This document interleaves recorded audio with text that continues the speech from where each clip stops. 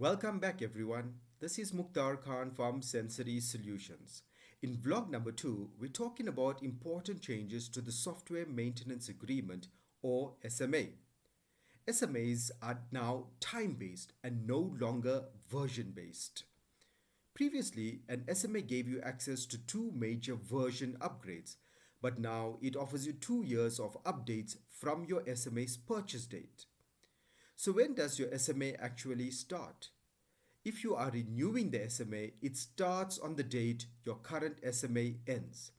If you are purchasing a new perpetual license with SMA, it will start on your purchase date. One crucial note: if your SMA expires, you cannot renew it. So plan ahead and avoid being stuck on an outdated version or being left behind.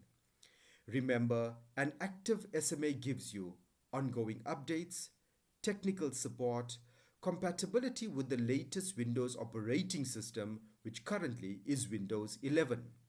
On that note, it is important for you to note that the support for Windows 10 will end in October 2025. So ensure that your Access Technology software is on the latest version and that you have an active SMA so that when you make that move to Windows 11, you are already prepared. So keep your SMA current. It's your key to staying secure, supported, and fully up to date. In the next vlog, we're tackling subscription licensing. See you there. Bye for now.